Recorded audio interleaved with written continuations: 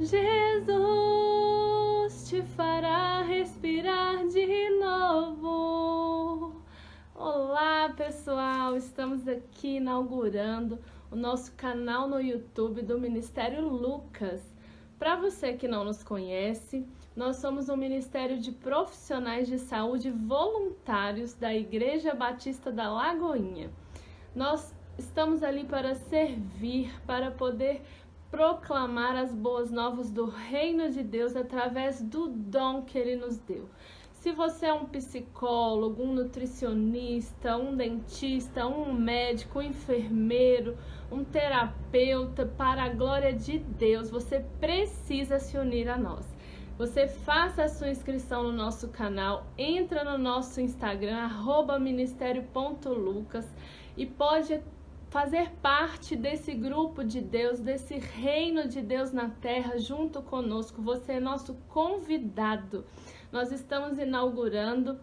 O nosso versículo base é 1 Pedro 2,9, que diz: vocês, porém, são geração eleita, sacerdócio real, nação santa, povo exclusivo de Deus. Para quê? Para anunciar as grandezas daquele que os chamou das trevas para a sua maravilhosa luz. E é com grande alegria que nós trazemos para vocês nessa estreia o nosso culto de início, desse ano de 2021, com uma palavra maravilhosa com o Dr. Rafael, capelão do Exército Brasileiro, pastor, doutor em teologia, doutor em fisioterapia. Esteve ali trazendo uma palavra maravilhosa ao nosso coração, que vocês possam desfrutar e que essa semente ela possa ser plantada em vários corações, não só através da vida dele, mas através da sua vida também. Deus abençoe. Confiamos em Ti, Senhor. Muito obrigado, Senhor, que Tu és o nosso escudo em momentos de dificuldade, Pai. Muito obrigado, porque nós sabemos em quem nós servimos, nós sabemos quem é o nosso Deus, o Deus Todo-Poderoso. Não é um Deus feito por mãos de homens, é um Deus vivo que nos protege, que cuida de mim. E por isso nós confiamos em Ti, Pai. Aleluia. Amém? Glória a Deus. Amém. Glória a Deus. Aleluia. Glória a Deus. Deus. Doutor Felipe, pode apresentar para nós aí o pastor Rafael. Amém? Amém. Glória a Deus. Crendo assim, nesta palavra de escudo e proteção, eu me sinto assim protegido, tendo aqui o pastor Rafael, doutor, meu amigo, um grande homem de Deus, Eu tive o privilégio de conhecê-lo desde a minha adolescência. Ele, vamos dizer, me acompanhou ali, juntamente ali no Ministério de Louvor, em Betim, Um grande amigo, fisioterapeuta, e ele assim fez teologia, bacharel, e não ficou só nisso, Deus foi o abençoando, ele foi fazendo mestrado, Deus foi o colocando em lugares de honra, de destaque, porque vocês vão ver que o resumo para eu falar do pastor Rafael tem que falar da simplicidade. É um homem simples, as pessoas até costumam falar assim, olha pro Rafinha e não fala, quem que é o Rafinha, eu chamo ele de coronel, tá lá no quartel, tenente, e Deus colocou ali, com tanta graça, com tanto favor, ele trazendo ali como capelão, no hospital militar, ali no quartel, sendo luz ali, trazendo palavra de Deus. Então, assim, não tem como, assim, apresentar o pastor Rafael de forma diferente. Uma pessoa de alto nível, mas simples. Uma pessoa simples, cheia de Espírito Santo, cheia de Deus. Eu creio que vai enriquecer muito o nosso culto, tá bom? Ele mora em São Leopoldo, no Rio Grande do Sul, Você é de Betim mesmo ou de BH, Rafa?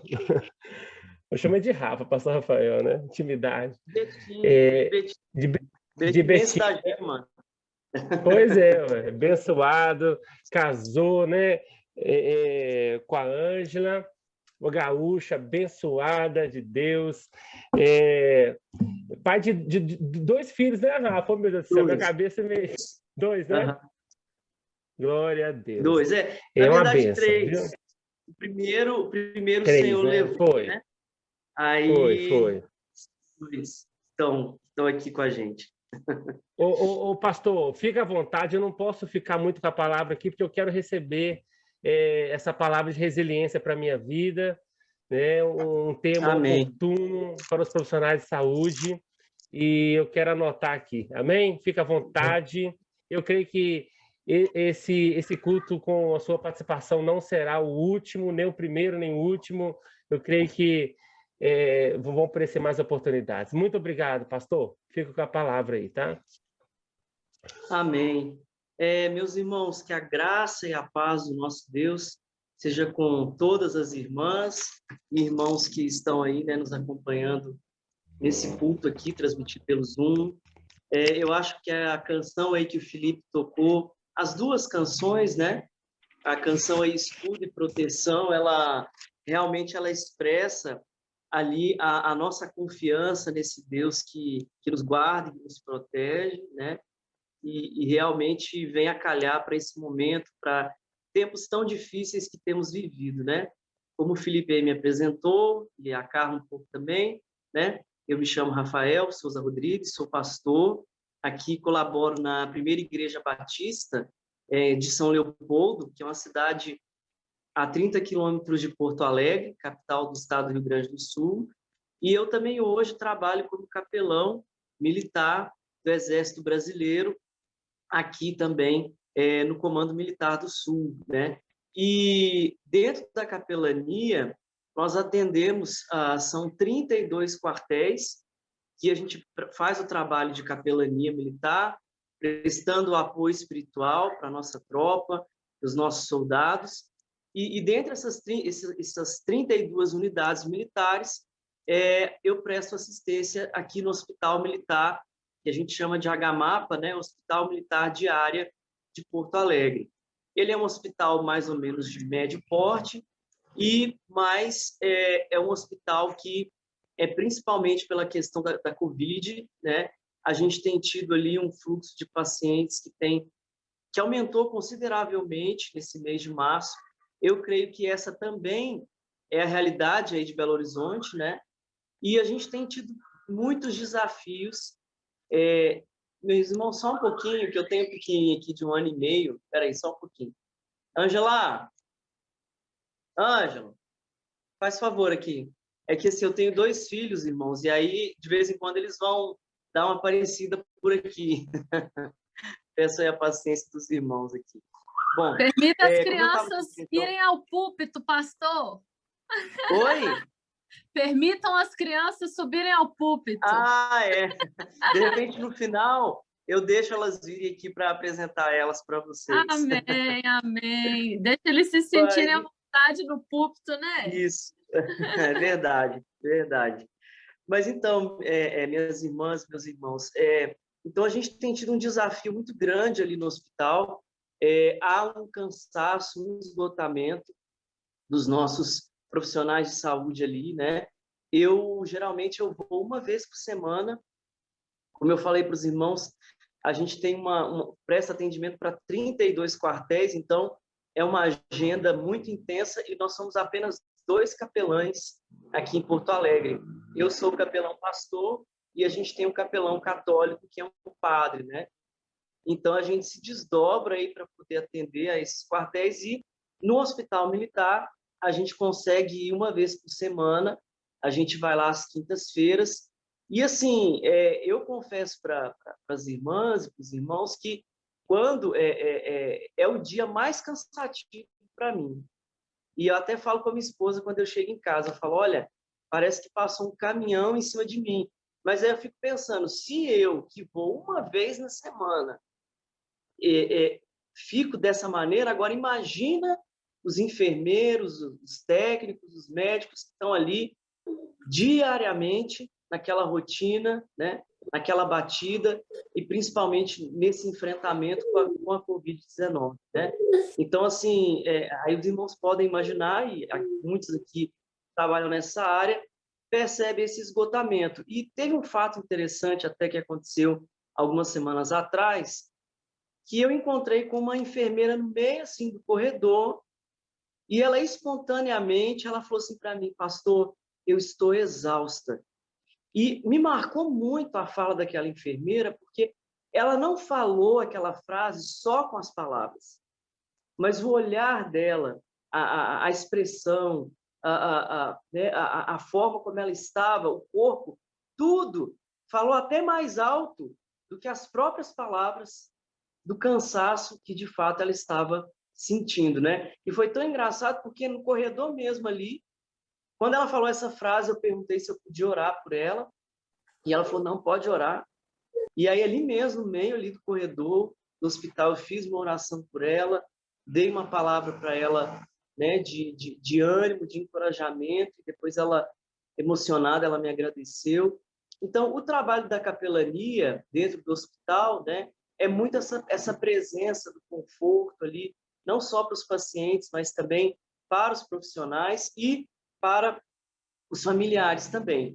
Então, como já é um ambiente de sofrimento, né, a questão da pandemia, isso tem, digamos assim, pelo que eu percebo, tem aumentado mais a pressão, porque o que eu tenho visto ali nos nossos profissionais de saúde, né? Muito daquele sentimento de impotência. Essa semana também, eu não sei como é que está em Belo Horizonte, mas o perfil dos nossos pacientes ali, ele mudou de 60 dias para cá. Nós tínhamos muitos pacientes com 60, 70, 80, 90 anos. A maioria dos pacientes tinham essa idade.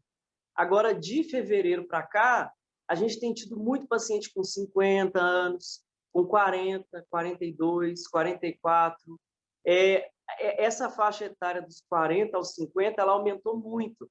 E o que está acontecendo? Pelo menos essa é a nossa experiência aqui. Depois as irmãs, os irmãos podem me contar como é que está sendo aí. Mas qual que é o sentimento que muitos profissionais têm me expressado ali no hospital?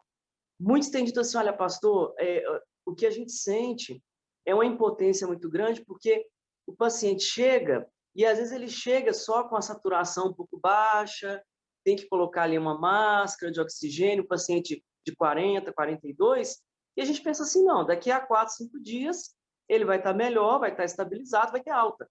Mas o que tem acontecido, na verdade, não tem acontecido isso. O que tem acontecido é que pacientes com essa faixa etária têm chegado, saturação baixa, aí vão ali para oxigênio, para máscara, mas aí depois o paciente piora, é entubado e muitos morrem.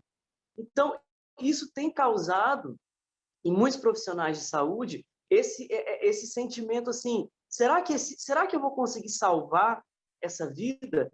Eu até me lembro também que, como eu estou ali toda semana, então sempre estou ouvindo relatos ali, né, de um médico, uma enfermeira, e também teve um relato de uma médica que me marcou muito, que era de um paciente de 44 anos, inclusive ele era um sargento que trabalhava na mesma seção que eu, e conhecia ele bastante, e eu falei com ele numa quarta-feira pelo WhatsApp. Ele estava no quarto apenas, e eu ainda falei: ó, amanhã é quinta, amanhã eu vou aí te ver no quarto. Perguntei para ele qual que era o número do quarto dele. Ele falou: não, pastor, vem mesmo, vai ser muito bom e tal.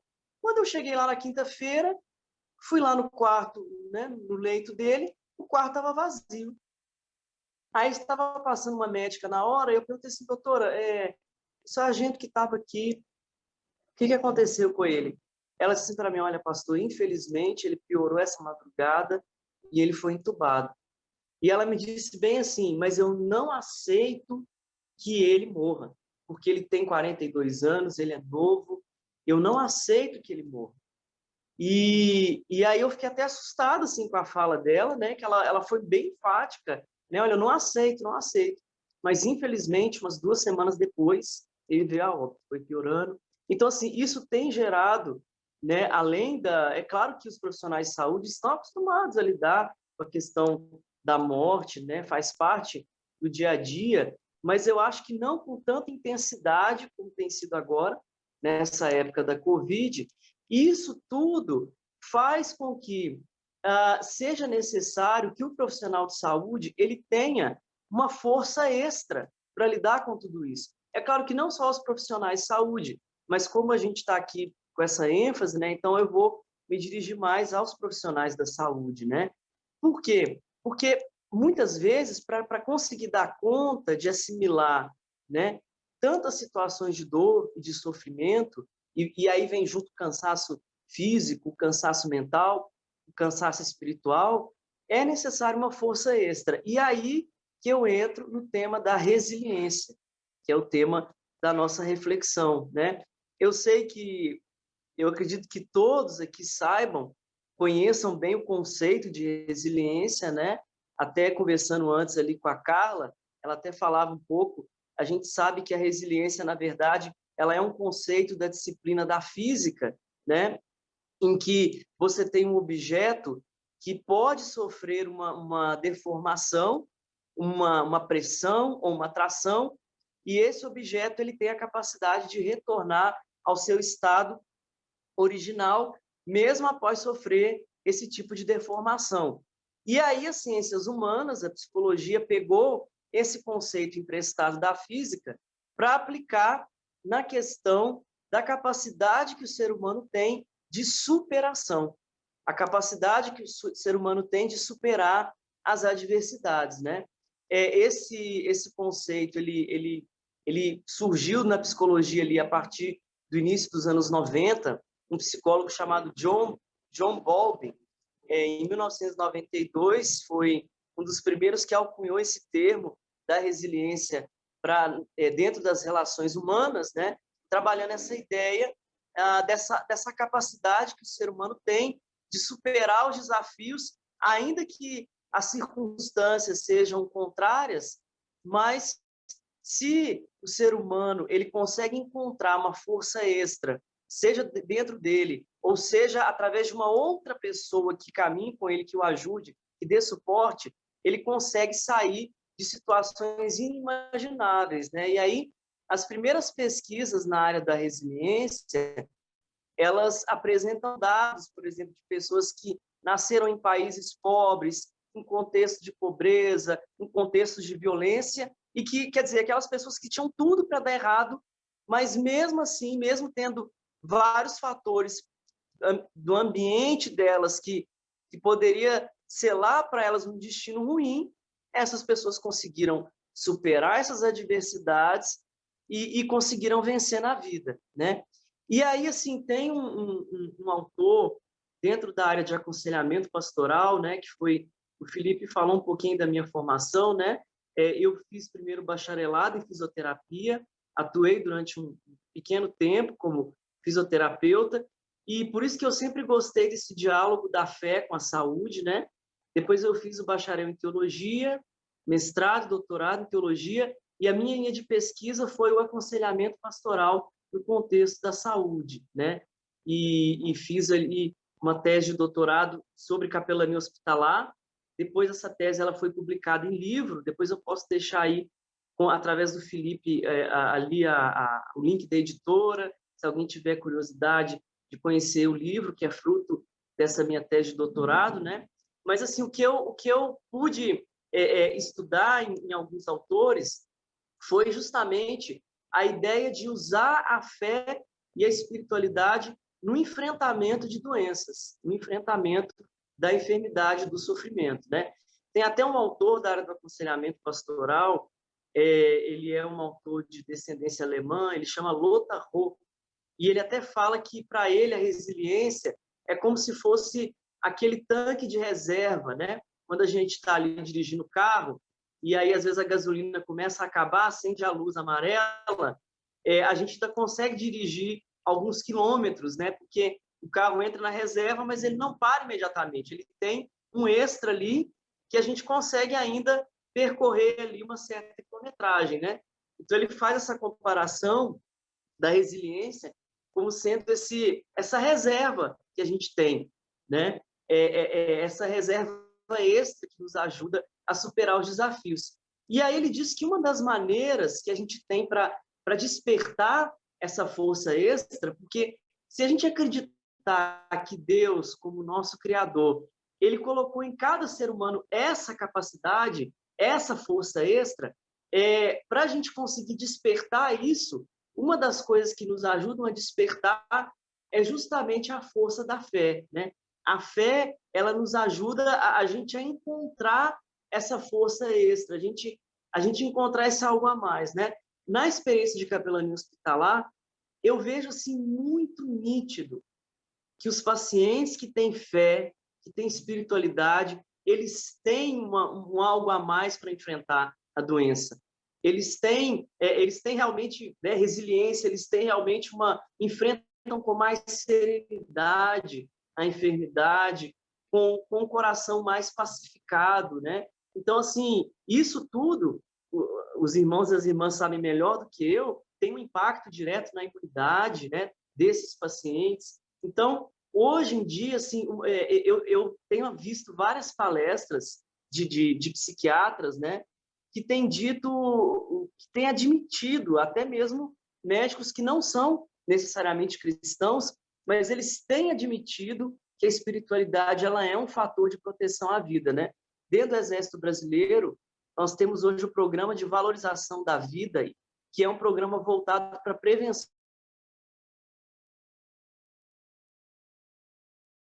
ao suicídio. Então, todos os programas que tem na sociedade tem dentro do Exército também, porque o Exército é feito de seres humanos, né? Eu sempre gosto de falar que por trás de cada farda existe um coração, né? Então, a gente tem o problema das questões de ideação suicida, né? Temos esse problema, casos de tentativas, casos, né, do suicídio propriamente dito, e o Exército tem se debruçado nessa questão para a gente conseguir diminuir os casos, né, conseguir abordar os militares e as suas famílias, né, antes de que aconteça algo nesse sentido. E aí, nessa linha, dentro do programa de valorização da vida, né, é estipulado que a espiritualidade ela deve ser estimulada na tropa, porque ela é considerada um fator de proteção à vida. Se o militar tem alguma espiritualidade, na hora de uma dificuldade, né, uma dificuldade familiar, financeira, no trabalho, ele não vai buscar morrer, ele não vai buscar a morte, ele não vai pensar que ele não tem saída, né? Porque se ele tem fé, ele tem a fé como essa âncora, se ele participa de uma igreja, ele tem uma comunidade de apoio. Então, tudo isso faz a diferença.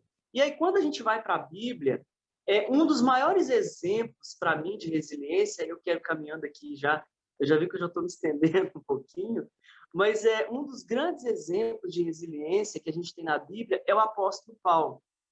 A gente tem vários outros, mas eu quero me ater aqui somente ao apóstolo Paulo. Por que eu considero que o apóstolo Paulo ele é um resiliente, né? Porque o apóstolo Paulo ele enfrentou uma série de adversidades, né? Principalmente depois que ele se converteu, depois que ele se tornou um grande pregador do evangelho, ele sofreu prisão, né? Foi acusado injustamente, apanhou bastante, ficou doente, foi abandonado por alguns amigos, algumas igrejas que ele ajudou a fundar, ele teve problema com pessoas dessas igrejas, pessoas que duvidaram do seu apostolado, colocaram em xeque a sua condição enquanto apóstolo, enquanto ministro. Então, foi uma pessoa que enfrentou uma gama de dificuldades, mas ainda assim ele combateu o bom combate, né? Completou a carreira e guardou a fé. E levou até as últimas consequências a sua missão, né? Então, hoje eu falo que o apóstolo Paulo ele é um grande exemplo de resiliência. E aí eu quero citar aqui para os irmãos um texto, quem quiser abrir a sua Bíblia e me acompanhar aí nessa reflexão, que está lá em 2 Coríntios, no capítulo 4, a partir do versículo 7. 2 Coríntios 4, a partir do versículo 7. O apóstolo Paulo ele disse assim: temos, porém, este tesouro em vasos de barro, para que se veja que a excelência do poder provém de Deus e não de nós. Em tudo somos atribulados, porém não angustiados. Ficamos perplexos, porém não desanimados. Somos perseguidos, porém não destruídos. Levamos sempre no corpo o morrer de Jesus, para que também a vida dele se manifeste em nosso corpo. Só até aqui. Olha, meus irmãos, eu nem precisaria de dizer muita coisa, né? Porque as palavras do apóstolo Paulo, elas falam por si. Mas olha que grande exemplo de resiliência. Quando o apóstolo Paulo escreve a segunda carta aos Coríntios, ele estava enfrentando momentos difíceis na vida dele, momentos difíceis no ministério dele, inclusive com a própria igreja aqui dos Coríntios, ele tinha tido um problema muito grande. Tanto que, antes dele escrever a segunda carta aos Coríntios, é dito, quem estuda um pouquinho mais de teologia do Novo Testamento, né, a gente vê que o apóstolo Paulo, ele escreveu, na verdade, 4 cartas aos Coríntios. Nós temos registradas essas 2, a primeira e a segunda, mas, na verdade, ele escreveu 4. 2 se perderam. Essa que a gente conhece como segunda, provavelmente ela é a última, ela é a 4ª carta que ele escreve. Mas antes dessa 4ª carta, que na nossa Bíblia é a segunda, que só temos 2, ele escreveu uma outra que se perdeu, que foi uma carta dura, muito dura, justamente porque tinham ali alguns coríntios que estavam duvidando do apostolado dele, que haviam criado uma grande confusão, e ele escreve uma carta dura para exortar. É uma carta realmente em um tom assim, muito duro, né? Ele até menciona isso aqui na carta de 2 Coríntios em alguns momentos. Então, o apóstolo Paulo, ele estava enfrentando dificuldades, mas ele também já estava numa fase mais madura da vida dele, né? Ele já estava, assim, já um apóstolo Paulo mais maduro, mais calejado, mais experiente, e essa experiência, ela transpira aqui nas palavras dele. E o que eu acho interessante é que o apóstolo Paulo, ele vai dizer aqui, né, que nós temos esse tesouro em vasos de barro. E quando a gente fala que a resiliência, ela é uma espécie de reserva, ela é uma força extra, né, que a gente tem, eu enxergo a resiliência nessa fala do apóstolo Paulo. Porque ele fala assim, olha, temos, porém, esse tesouro em vasos de barro para que se veja que a excelência do poder provém de Deus e não de nós. E aí ele começa a dizer, em tudo somos atribulados, mas não angustiados. Parece uma coisa estranha, né, irmãos? Quer dizer, mas como assim? Como que eu vou passar por uma tribulação e não vou ficar angustiado? Isso aqui que o apóstolo Paulo está dizendo, isso é uma utopia. Isso é sobre-humano. Isso é impossível, né?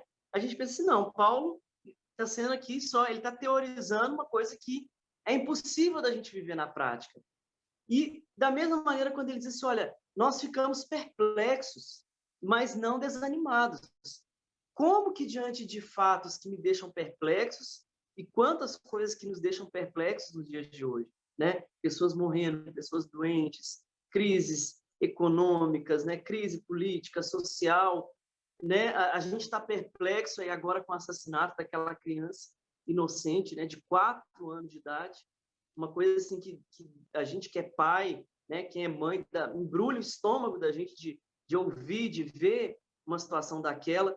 Como que isso pode não nos desanimar, né? Como que uma situação dessa que nos deixa com essa perplexidade pode não gerar para a gente o desânimo, né? A gente também pode achar que isso é impossível. Também quando ele fala assim, somos perseguidos, porém não abandonados. Porque geralmente quando a gente está sendo perseguido, né, vem como consequência uma sensação de abandono, né? Se você é perseguido ali no seu ambiente de trabalho, você se sente sozinho ali. Vem uma sensação de abandono. Então, quer dizer, mas espera aí, Paulo também está falando de algo sobre-humano. E aqui também, quando ele diz, somos derrubados, porém não destruídos. Mas como assim, né? Se vem uma situação que me abate, vem também uma sensação de derrota, né?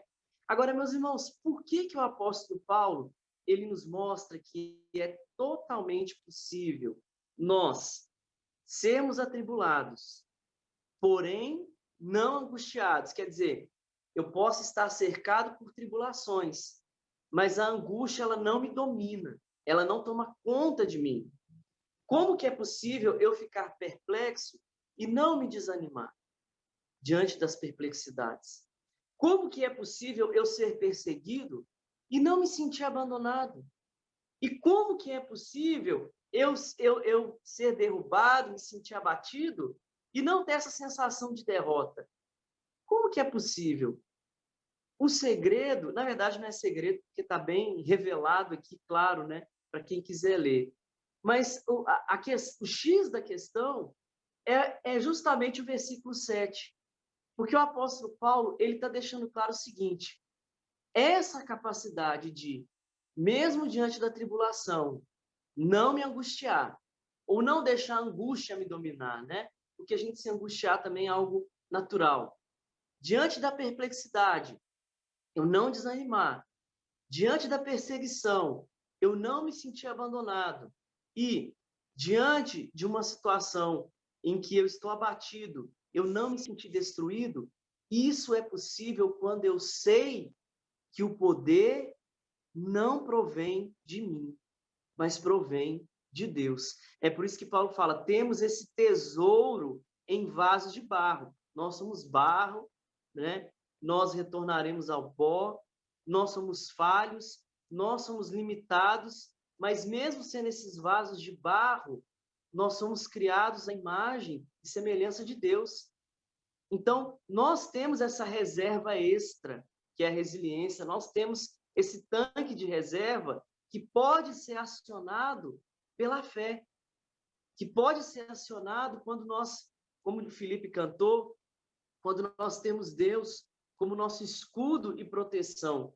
É por isso que, apesar de paradoxal, quando o apóstolo Paulo diz: quando eu sou fraco, é que eu estou forte, né? E ele fala: porque o poder de Deus se aperfeiçoa na minha fraqueza. Então, minhas irmãs e meus irmãos, nós, como pessoas de fé que somos, né?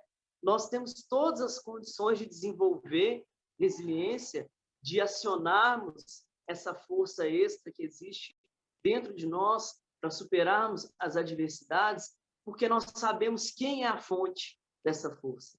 Porque nós sabemos exatamente aonde temos que buscar esse renovo para as nossas vidas, né?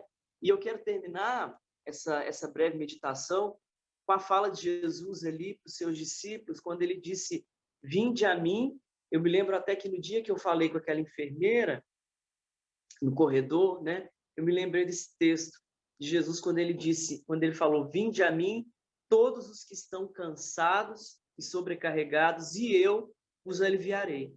Aprendei de mim, pois sou manso e humilde de coração, e vocês acharão descanso para suas almas. Então, quer dizer, o convite de Jesus é justamente para quem está se sentindo cansado e sobrecarregado.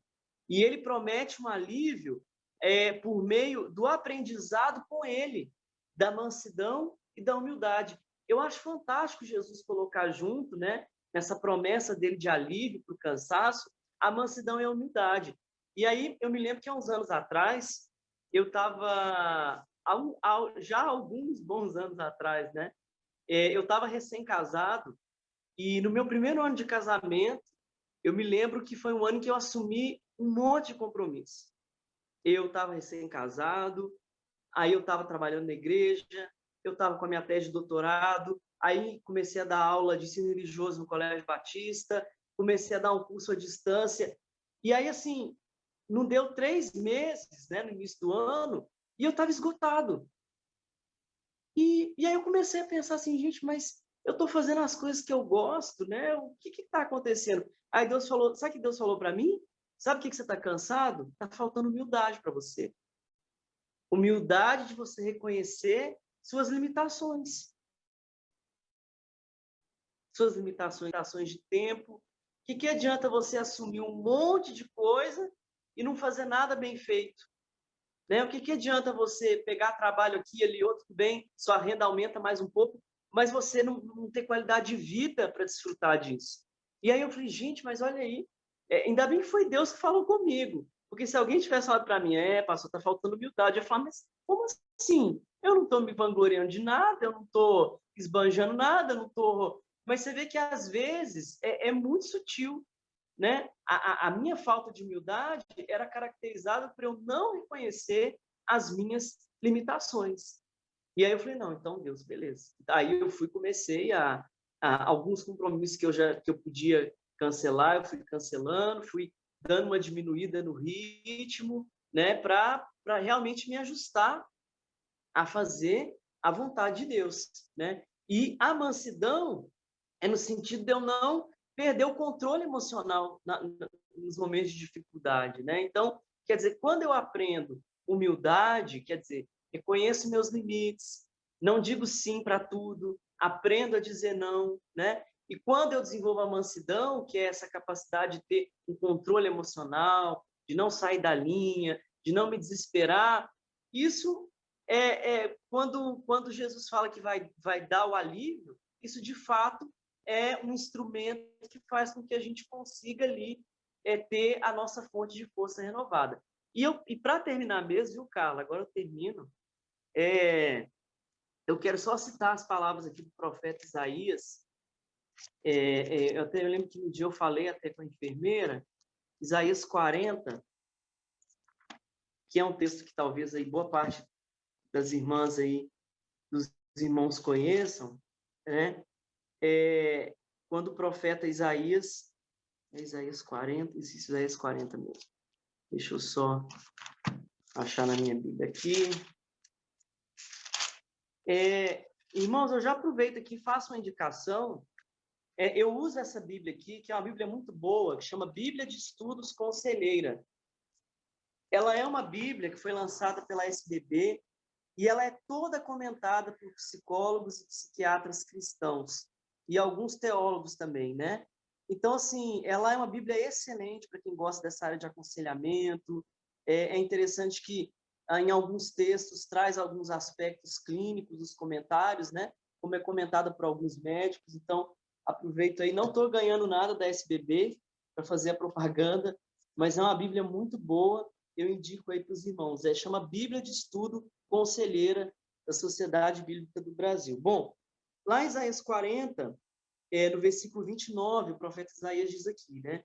Ele fortalece o cansado e multiplica as forças ao que não tem nenhum vigor. Os jovens se cansam e se fatigam, e os moços de exaustos caem. Mas os que esperam no Senhor renovam as suas forças, sobem com asas como águias, correm e não se cansam, caminham e não se fatigam. Eu acho muito interessante essa fala do profeta Isaías, porque ele deixa muito claro que muitas vezes nem o vigor da juventude ele nos deixa imunes do cansaço, do esgotamento, né? Ele fala que até os jovens se cansam, se fadigam, os moços tropeçam e caem. Mas quem tem as suas forças renovadas? Aqueles que esperam no Senhor, aqueles que confiam no Senhor, aqueles que sabem que o Senhor é a fonte de toda força, de toda resiliência que a gente precisa para enfrentar esses dias muito difíceis, né? Eu encerro aqui a minha palavra agradecendo a oportunidade, a Carla, né, ao Felipe, já um amigo de longa data, né? E assim, dizer para as irmãs e para os irmãos a minha alegria em poder participar desse momento. Realmente são dias difíceis, né? Ali no Hospital Militar a gente tem tido também um aumento de óbitos muito grande, mas eu percebo, irmãos, que pequenos gestos fazem a diferença, né? Ali no hospital, sempre quando o paciente vem a óbito, eu ligo para a família. Às vezes eu ligo uns 2, 3 dias depois, e é muito interessante, assim, eu percebo pelo telefone, pela voz da pessoa, assim, como que ela se sente confortada, né? Poxa vida, uma pessoa está aqui me ligando, né? Está querendo saber como eu estou. Então, pequenos gestos fazem toda a diferença e a gente precisa de muita resiliência mesmo, né? Principalmente aí os irmãos e as irmãs que estão trabalhando, que estão na linha de frente, né?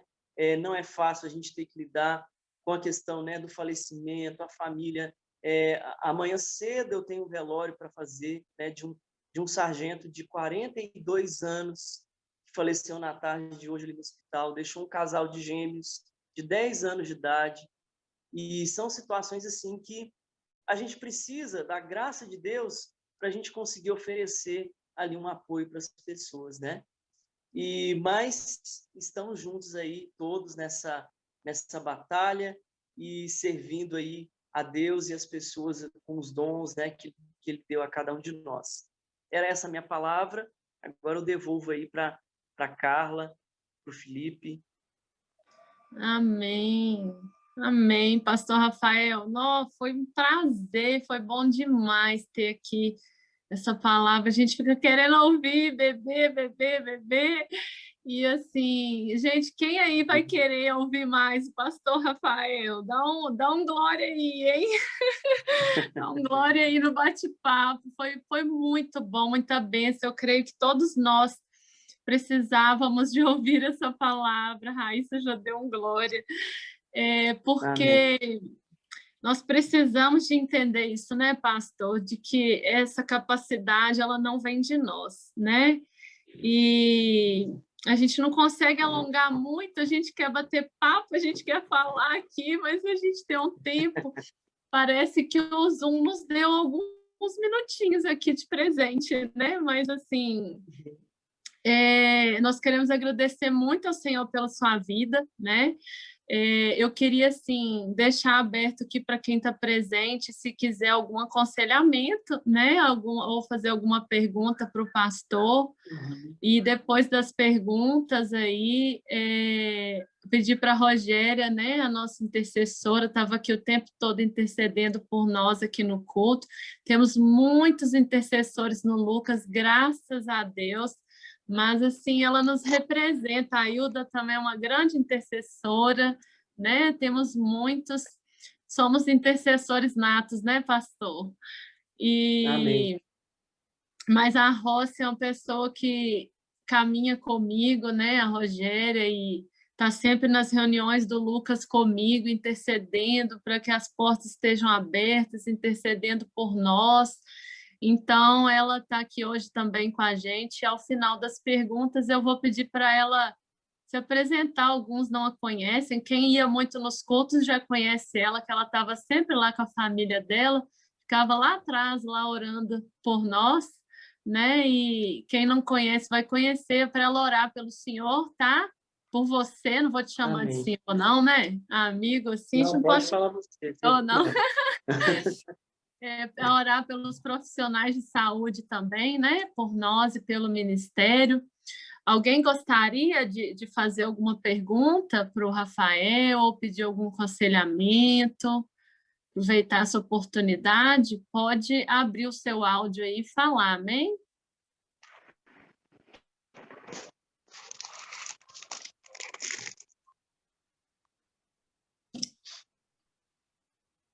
Estão com vergonha? Podem ficar à vontade. A Raíssa está falando aqui. A indicação para ingresso em mestrado e doutorado é muito comum, mas nas Forças Armadas também é necessário? Ela perguntou, doutor Rafael. Então, para você fazer, no caso, concurso para ingressar, né?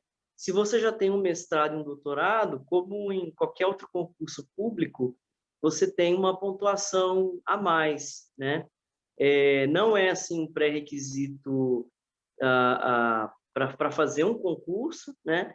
Mas ele soma pontos, né? Interessante que na minha época, que assim eu terminei meu doutorado em 2016 e fiz o concurso naquele ano, mas eu só entrei no ano seguinte. Na minha época ainda não tinha prova de títulos, então não fez muita diferença, não no termo do conhecimento, porque no sentido de conhecimento me ajudou muito a fazer uma boa prova, né? A ter ido bem no processo seletivo. Mas nos últimos anos eles têm colocado já a pontuação, né? Para quem já tem colocado questão de prova de título nos processos seletivos. Então, não é um pré-requisito para fazer a inscrição. vocês aí estão eu esqueci o número da região militar aí em Belo Horizonte, mas provavelmente todo ano tem processo seletivo para Eu acho militar que é temporário. quarta, né? Aqui é quarta. Aí é quarta região militar, né? Agora eu tô sem. Aqui é a terceira, aqui em Porto Alegre. Eu sei que todo ano abre processo, tem que ficar atento, né? Porque às vezes não é tão assim amplamente divulgado como outros processos seletivos, mas qualquer pessoa do meio civil, tendo ali as qualificações, né, profissionais, podem prestar tanto um processo seletivo para militar temporário, quanto um concurso para ser de carreira, né? Aí, claro, tem toda uma transição depois, né? Quando você entra, você vem do meio civil, você tem que colocar ali, a gente brinca, um verniz verde-oliva, né? Algumas questões assim próprias do ambiente Betume. militar. Isso. Mas assim, mas na área da saúde especificamente, é até bem mais tranquilo o pessoal da saúde, né? Porque o pessoal da saúde lida não só com o militar, né? Lida com os familiares, né? Então, aí, esposo, filhos, tem as pensionistas, né? Filhas de militar, viúvas. Então, lida muito com o público civil, né? O pessoal que trabalha na área da saúde não lida só. E, na verdade, o militar, quando ele está doente, ele é ser humano, né? Não tem muita diferença, não. Né? Em termos, assim, tá ali vulnerável Ele como qualquer entrega a outro... farda. Uma pessoa de qualquer outro. Exatamente, exatamente. Te respondeu, Não sei se eu Raíssa? respondi.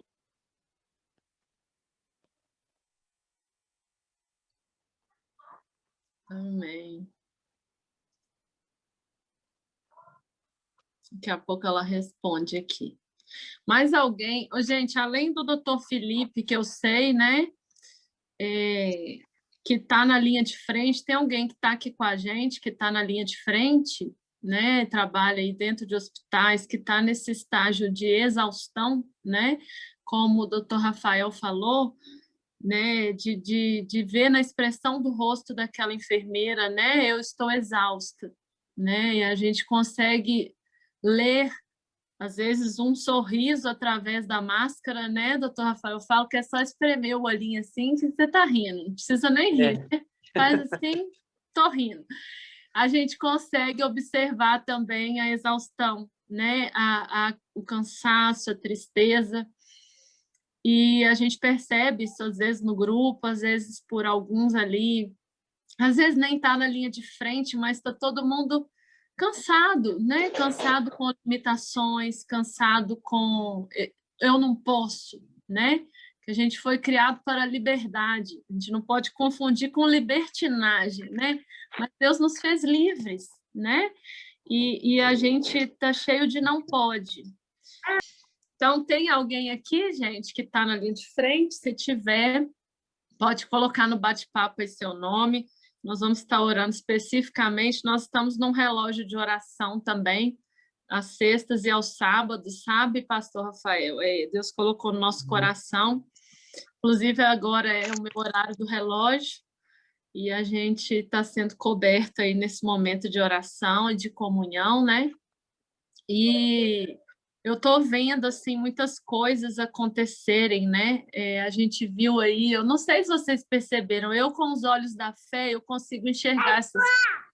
Começou a liberar mais vacinas, a gente começa a ver as relações exteriores, né? Ali o ministro de Relações Exteriores começando a se mover, né? Coisas que a gente não estava vendo. Eu vejo essas coisas como fruto de oração, sabe? Então, assim, eu começo a ver o agir de Deus. A gente precisa crer que o que a gente está vendo é fruto de oração, né? Então, assim, eu quero que isso seja motivo de acrescentar nossa fé, sabe? E muito sobre essa questão que ele falou chamou muito a minha atenção, da gente ver isso não vem de vós. E o versículo que eu trouxe no início, eu não sabia que ele ia pregar nada disso, né? Porque tudo vem dele. Olha como que o Espírito Santo é perfeito em tudo que ele faz, né? Eu acho que o doutor Felipe também não sabia que palavra ele ia trazer. Então, o Espírito Santo, ele é muito perfeito em tudo que ele faz, sabe? E hoje aconteceu algo comigo. Gente, se a gente crê que Deus cuida da gente e a gente começar a crer nisso de todo o nosso coração, a gente vai começar a ver coisas e ver milagres. Hoje aconteceu algo tão extraordinário comigo. Eu estava na rua, em frente ao hospital, no estacionamento do hospital, e eu estava assim, fui ligar o carro não ligava. E o porteiro do estacionamento falou assim: a senhora esqueceu, a senhora que é dona desse carro, né? A senhora esqueceu o farolete ligado. E eu fiquei muito tempo lá. Falei, nossa, Deus, e agora, né? Pensei, quando eu liguei o carro, gente, o carro... Ei, Débora, boa noite, Deus te abençoe. Quando eu liguei o carro, gente, o carro não pegava. E nunca aconteceu isso com a minha bateria. Eu falei, gente, será que a bateria riou? E fiquei ali tentando ligar o carro e pensando o que eu vou fazer, né? Aí, mulher, você já sabe, né? Parece um homem aqui para me falar o que é isso, né? Aí, gente, o porteiro chegou, chamei ele, falei, será que isso é bateria? Aí, nisso, eu vi que passaram 2 médicos e observaram que o meu farol estava ligado, observaram assim, a situação, passaram para pegar o carro deles, voltaram. Gente, eu não precisei abrir minha boca. Eu não abri minha boca. Desceu um médico desse carro e ele virou e falou assim, é bateria o problema da senhora? Eu falei, eu acho que é. Gente, esse homem me desce do carro com uma maleta assim, com um negócio que você só liga assim na bateria. Gente, não demorou nem 1 minuto. Aí ele falou assim, vai lá, dá partida no carro. Eu dei partida. Gente, eu estava sem almoço. Já era quase 3 horas da tarde. E se eu fosse chamar seguro, se eu fosse chamar alguém para me socorrer, eu ia ficar mais não sei quantas horas sem comer. Gente, eu chorei, porque eu vi o cuidado de Deus. Aqueles 2 médicos chegaram como se fossem 2 anjos, sabe? Porque do nada o cara falou assim, é bateria seu problema? Eu fiquei até bobada, assim, eu falei, é.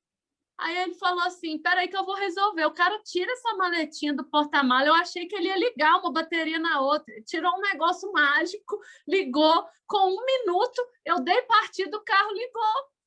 Eu saí dali assim, bobada. E eu falei, gente, olha o cuidado de Deus com a minha vida. Basta nós termos olhos para ver o cuidado de Deus. Basta nós acreditarmos nisso que o pastor Rafael falou. Tá difícil, eu tô sozinho. Você às vezes se vê numa situação sozinha, é o que ele falou, uma sensação de incapacidade, é uma sensação de fraqueza, né? É sobre-humanas. Eu tô dando um exemplo simples. Claro que a gente passa por situações muito mais difíceis na vida, que não se compara a isso, mas eu tô dando um exemplo simples para vocês, onde eu vi o cuidado de Deus. Eu falei, Deus, na hora que eu fui fazer meu lanche, que eu fui comer, eu comia lembrando daquilo, porque eu demorei 20 minutos para comer.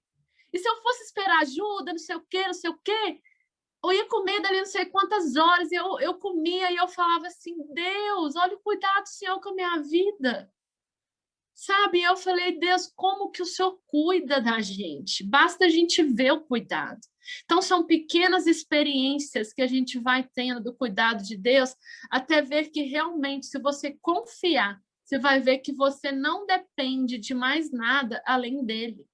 A gente depende sim um dos outros. Claro, Deus nos deu uns aos outros, mas, filha, confia que eu cuido, sabe? Basta a gente ter fé, o que ele falou no início, ele falou, a fé é a geradora, né? A fé que é esse motor, ele colocou a fé a âncora, e a igreja é a comunidade de apoio. Então, nós somos apoio um para os outros, mas a fé que é a âncora.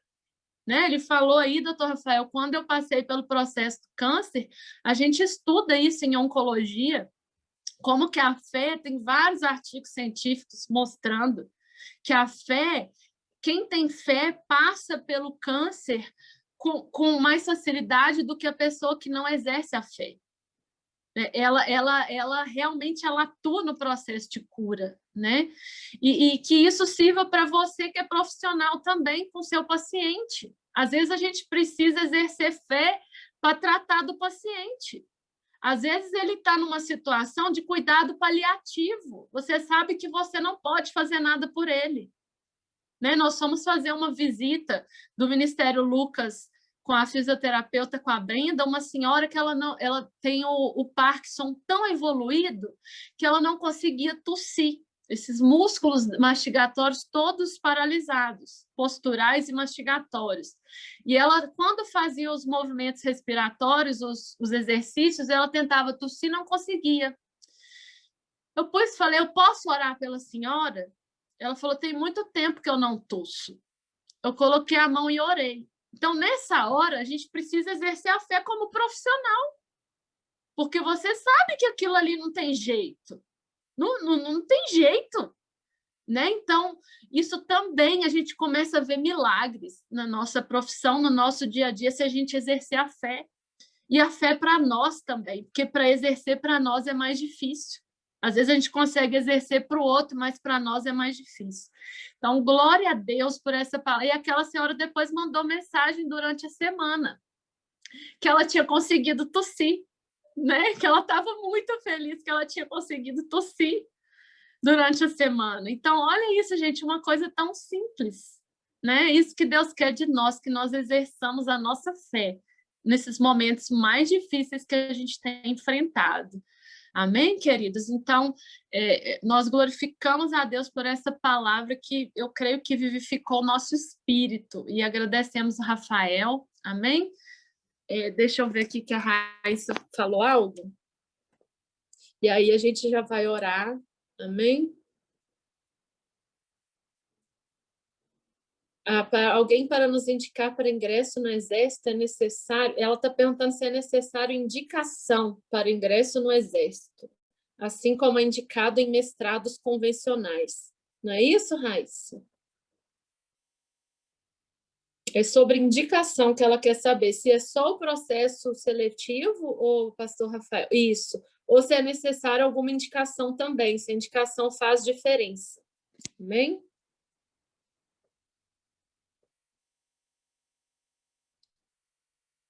Acho que daqui a pouco ele responde. Pode repetir a pergunta, a indicação? Ela quer saber se o mestrado e doutorado no Exército ele é só através do processo seletivo, da entrevista e tudo mais, ou se precisa de uma indicação. Se a indicação, como no mestrado convencional, né, em universidade, a indicação faz um pouco de diferença, né? E tem que ter a indicação para ingresso. Ela está perguntando isso, ela falou que acha que ela não expressou bem, se é necessário a indicação. Ah, tá. É que, assim, na verdade, eu fiz o mestrado e doutorado fora do Exército. Eu já ingressei já com a formação, entendeu? Então, assim, o processo para fazer algo ali dentro, eu acredito que, pelo que eu conheço ali da estrutura, eu acredito que não é necessária a indicação. Existe um processo ali seletivo, provas, né? Tem a questão de ser fluente, pelo menos na leitura escrita de idiomas, né? Mas, uma vez que você está dentro ali do Exército, né, que você já entrou ou como militar de carreira ou militar temporário, você faz ali o processo seletivo, todos podem fazer, entendeu? O Exército, ele valoriza muito a questão que é chamada de meritocracia, né?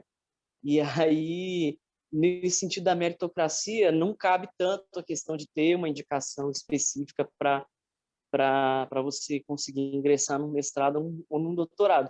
Você tem que ter os pré-requisitos ali, né? Se você se enquadra dentro dos pré-requisitos, você pode fazer normalmente.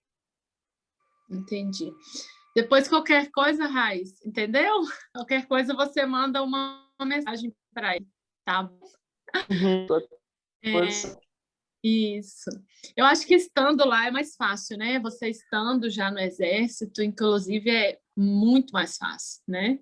Você já estando lá, igual no seu caso, mais fácil, que eu digo assim, você tem que preencher os pré-requisitos, né, pastor? Mas é um caminho, né? Se a pessoa ainda está, né? Se ela ainda tem a opção de já iniciar ali o processo dela dentro do Exército, né? É uma boa indicação que você daria, né? É verdade. Isso. Meus irmãos, eu vou pedir licença aqui para os irmãos, que eu vou Fica atender um casal daqui a pouquinho. Vamos só orar, então, pode ser? E aí Pode ser. Aham. Ó, ora para a gente então, querido. Amém. Glória a Deus. Pai, nós queremos agradecer ao Senhor por esta palavra, Pai querido, abençoada que chegou nos nossos corações. Foi um divisor de águas nas nossas vidas, Pai querido. E a tua palavra, ela traz isso, direcionamento, posicionamento, Pai querido. Nós louvamos o Senhor pela vida do Dr. Rafael, que se dispôs, Pai querido, a servir aqui no reino do Senhor, ó Deus, a ser canal para as nossas vidas, Pai. Deus, eu quero pedir a tua bênção sobre a vida deste homem, sobre a sua família, sua esposa, seus filhos, seu lar, seu ministério, Pai, seu chamado, sobre aquilo que o Senhor escolheu ele para exercer dentro do reino do Senhor. Continua capacitando teu filho, Pai querido, estruturando ele, fortalecendo ele, Pai querido, encorajando ele a cada dia prosseguir em ti, ó Deus, a não desanimar jamais, Senhor amado. Ó Deus, acrescenta fé ao coração do teu filho, Pai querido. Ó Deus, dá ânimo para ele todos os dias da sua vida, para levantar, ó Deus querido, e fazer aquilo que o Senhor comissionou ele a fazer dentro daquele dia, Pai querido. Alinha os pensamentos dele com os pensamentos do Senhor, meu Pai querido. Coloca um escudo no coração dele, como esse louvor, Pai, foi entoado hoje, Pai. O Senhor é nosso escudo protetor. Deus, escuda o coração do teu filho, a vida do teu filho, a família do teu filho, Pai querido. Guarda ele em ti, porque ele precisa do Senhor. Eu coloco diante do Senhor todo o Ministério Lucas, toda a liderança do Ministério Lucas, todos os profissionais, Pai, que estão inseridos aqui, Pai querido, no Ministério Lucas. Até mesmo aqueles que não estão, Pai querido, toma a vida de cada um deles diante do Senhor. Pai, que o Senhor possa ser a força de cada um. A tua palavra diz que a alegria do Senhor é a nossa força. Deus, que não falte em nós a alegria do Senhor, meu Pai querido, que nós possamos acordar todas as manhãs nos alegrando em ti, Pai querido, não na circunstância, não nas situações, mas no Senhor, que é a nossa motivação, Pai querido, para estarmos de pé, Senhor, para caminharmos, Pai querido. Senhor, alinha cada profissional de saúde, Pai querido. Usa eles, Pai querido, como instrumentos do Senhor, Pai querido, que eles não olham para a sua profissão como um meio, Pai, para ganhar dinheiro. Claro que nós precisamos, Pai querido, do dinheiro, do sustento, mas tudo vem do Senhor, meu Pai querido. Que cada um exerce, Pai querido, o seu chamado, aquilo que o Senhor deu para cada um deles com excelência, Pai querido, com determinação, com foco, Pai, com disciplina, com amor, Pai querido. Que não falte o amor no coração de cada um dos profissionais de saúde, Pai. Seja, Pai, em qualquer função, desde a mais alta à mais baixa, Senhor amado, porque muitas das vezes, Senhor amado, nos sentimos pequenos, mas diante do Senhor somos todos iguais, Pai querido. Então, que só ativa a fé de cada um deles, a esperança no coração de cada um deles. Eu coloco cada um deles diante do Senhor, sou grata, Senhor, por esse ministério maravilhoso, Pai, abençoado pelo Senhor. Eu agradeço ao Senhor por tudo e eu oro em nome de Jesus. Amém. Meus irmãos, muito obrigado aí mais uma vez por me ouvirem, né, por terem aí disposto do tempo para... Agradeço aí mais uma vez a Carlos, Felipe, o convite. Eu estou à disposição aí para quando os irmãos precisarem, né, para um próximo bate-papo. Vai ser uma alegria poder compartilhar, poder servir aí a esse Ministério Lucas, né? Parabéns por esse ministério, que Deus continue abençoando a liderança e a todos que colaboram nesse ministério, viu? Muito obrigado mesmo, foi muito bom para mim esse tempo. Amém, para nós também, pastor. Deus abençoe, viu? Fique à vontade, que nós Amém. vamos finalizando aqui. Foi uma bênção ter você aqui. Deus abençoe Amém. sua família, no seu trabalho. Obrigado. Amém. Amém. Boa noite a todos, e ao Felipe aí. Amém. Tchau, tchau. Muito obrigado, querido. Vai na paz. Abraço, amigo. Fica com Deus aí. Abraço na Debrinha e na Julinha. Beleza, abraço. Amém. Obrigado a todos vocês que ficaram conosco aqui, né? Nós temos uma limitação de tempo, de tudo, mas nós louvamos ao Senhor por esse momento, né? Um momento que a gente tira para o Senhor, tira aí para recarregarmos as nossas energias nele, né? Uma palavra voltada especificamente para o profissional de saúde. Então, nós gravamos, tá? Essa reunião. Já vai estar no YouTube, a gente está programando aí, já vai abrir essa semana o YouTube do Lucas, e vai estar abrindo aí o espaço também para os profissionais do Lucas, né? Para a gente bombar esse YouTube aí, amém? Então, o primeiro vídeo vai estar aí, esse primeiro culto do ano, né? Para abençoar quem vai estar nos assistindo aqui no YouTube, né? Já vou falar assim, porque vai estar gravado aqui. E para abençoar outras pessoas também, né? Compartilhar aí com muitos profissionais, porque temos que compartilhar aquilo que Deus tem nos dado, amém? Então, nós vamos... Que bom, Raíssa, glória a Deus, né? Então, próximo culto a gente já vai divulgar no grupo, né? A data provavelmente vai ser também acho que é primeira sexta hoje, né? Primeira sexta do mês. Acabou que caiu na sexta. Sexta é do Lucas mesmo. É segunda sexta do mês. Vamos tentar manter segunda sexta. Está variando um pouco porque a liderança está eu, a Adriana e a Ione em pós-graduação. Então, nós vamos ver, não está podendo fixar o dia, por isso a gente vai ver qual sexta vai ser melhor mês que vem. Amém? Então, vamos agradecer a Deus, né? Obrigado por todos vocês que estiveram aqui, todos que vão ouvir essa palavra e vão compartilhar aí. Amém? E eu queria pedir a Deus, né, para abençoar aí as nossas metas, abençoar o ministério, né? A Ró já orou aí por nós.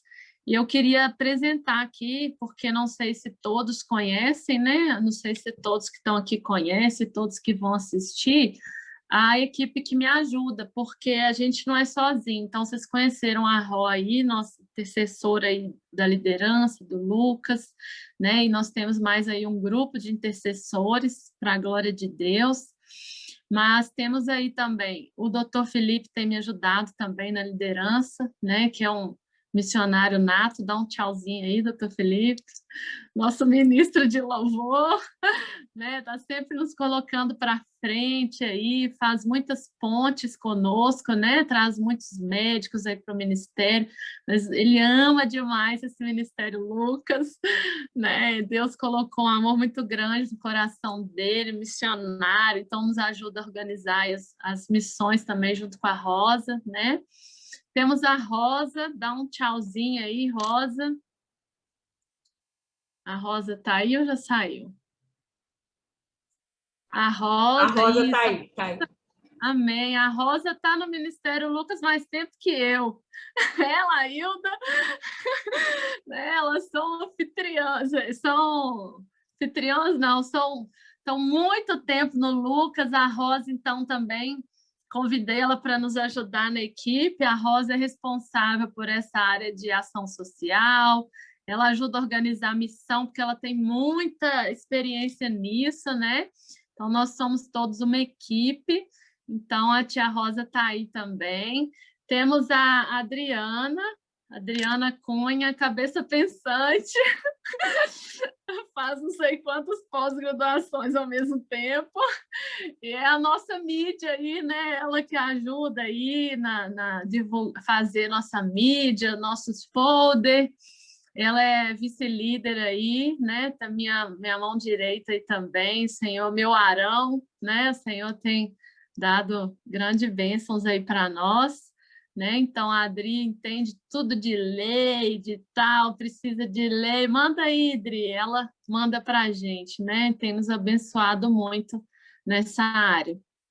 E tem a Ione, que não pôde estar conosco, que eu acho que ela tinha pós hoje também, que é enfermeira, tem muitos anos de SUS e é advogada também, então nos ajuda com essas questões. sempre encaminhando as pessoas que precisam aí do SUS, ela entende o que tem que fazer, o que não tem, né? E também, assim, não pode ver nada vencido, que ela tira fora, ela é uma bênção, ajuda a gente.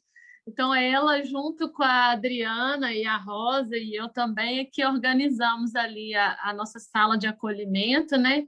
A Ione sempre ficou responsável ali agora para não sobrecarregar ninguém, ela inseriu com a gente e ajuda muito a olhar essa questão ali dos materiais, da reposição, né? Então, é isso. Então, a próxima reunião ou a próxima live, aí vocês vão ter oportunidade de conhecer a Ione também.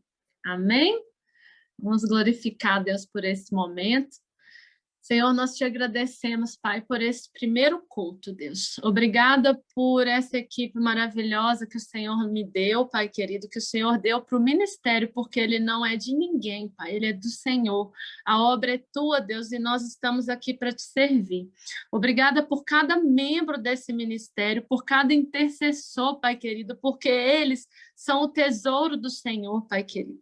Quanta alegria me dá, Pai, quando alguém carente, quando uma pessoa precisa de uma ajuda, de um voluntário, Pai querido, quando nós nos juntamos para fazer uma missão, uma ação social, e eles se movem, Pai querido, eles têm um coração servo, Pai, eles têm um coração missionário, Pai, que entenderam, Pai querido, o ID do Senhor, que entenderam a missão do Senhor, Pai querido, nessa terra, de que o reino do Senhor é vindo, Pai querido, de que o reino do Senhor já está aqui, ele está dentro de nós, ele é o rei em nós, e que nós, Pai querido, dentro do Senhor e com o Senhor em nós, nós somos luz para esse mundo, Pai. Eu sou grato por cada vida desse ministério, Pai, por cada profissional desse ministério, Pai querido.